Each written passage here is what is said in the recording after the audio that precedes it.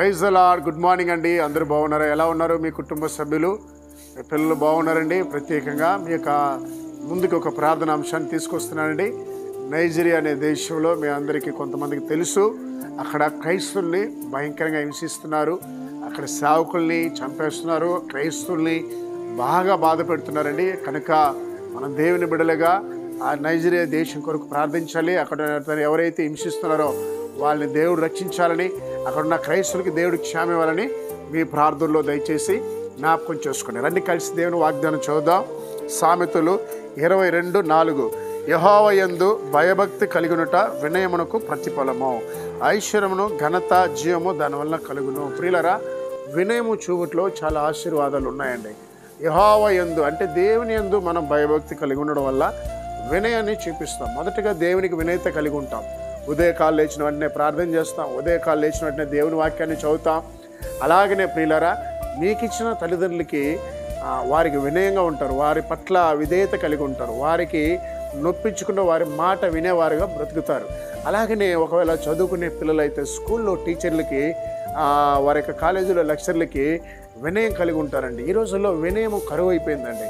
ఎవరు చూసినా కూడా చాలామంది ఏం చేస్తుంటే స్టూడెంట్స్ కూడా టీచర్ని లెక్చర్ని కూడా తిరగబడి మాట్లాడుతున్నారు. అది వాళ్ళకి అది ఆశీర్వాదం కాదు. చూడండి, కొన్ని కాలేజీలు ఏం చేస్తారంటే అలా మాట్లాడడం వల్ల కావాలనే ప్రిన్సిపాల్స్ మరి లెక్చరర్స్ వారికి మార్కులు తక్కువ వేస్తారు. దానివల్ల ఏమవుతుంది, నువ్వు పాస్ కాలేవు, పాస్ కాకపోతే ఏమవుతుంది, ఉద్యోగం చేయలేవు, ఉద్యోగం చేయకపోతే ఏం కాదంటే డబ్బులు సంపాదించలేవు. కాబట్టి ఇక్కడ దేవుని వాక్యం ఏంటంటే వినయం చూపించడం వల్ల ఐశ్వర్యము ఘనత కూడా వస్తుందంట.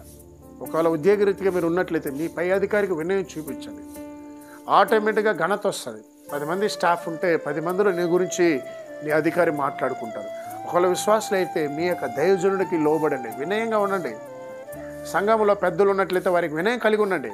దీనివల్ల మీకు తెలియకుండా ఐశ్వర్యం వస్తుంది, ఘనత వస్తుంది. కనుక ఇది ఎవరి వల్ల సాధ్యమంటే దేవుని యందు భయభక్తి కలిగిన వారి వల్లనే సాధ్యం. కనుక ఉదయకాలన ప్రియ సహోదరి సహోదరుడా, ఈ వాగ్దానం వింటున్నా మీరు ఎవరైనా కావచ్చు, మీరు ఏ వయసులో తేడా లేదు, ఎంత వయసులో ఉన్నా కూడా దేవునికి వినయం చూపించండి.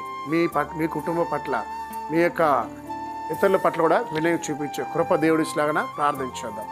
మహోన్నతుడా, పరిశుద్ధుడా, ఈ ఉదయకాలన వాగ్దానం బిడ్డల మీద నేను అభిషేకించిన ఉదయకాలం ఎంతోమందినైనా మనశ్శాంతి లేకుండా ఆయా కుటుంబ తగాదాల వల్ల ఎంతోమందినైనా డిప్రెషన్లో ఉన్నారనైనా వారికి మనోవ్యాధి నుంచి తీసివేయండి, వారిలోనైనా సమాధానం ఇవ్వండి. అంధకార చీకటి శక్తులు లయపరుస్తున్నాను తండ్రి. ఇదిగో డ్రగ్స్కినైనా, ఆన్స్కి, పాన్పరకి, సిగరెట్కి బానిసైనా యవ్వన బిడలనైనా ఈ పాపపు ఉబులో నుంచి, మత్తుల నుంచి విడిపించేసేయ్యా. ఇదిగో మా దేశంలో నా ప్రభా, ఎక్కడైతే నా ప్రభా సువార్తకి ఆటంకం ఉందో ఆ యొక్క ప్రాంతాల్లో మీ కనికరించండి, సువార్తకి సహాయం చేయని ప్రార్థిస్తున్నాం. ఆయా రోగుల మీద నీ కనికరించినైనా వారిని స్వస్థపరచమని, ఉదయకాలంలో పుట్టినరోజు వివాహం దినం జరుపుకునే బిడ్డలు దీవించమని యేసు నామములో ప్రార్థిస్తున్నాం తండ్రి, ఆమేన్.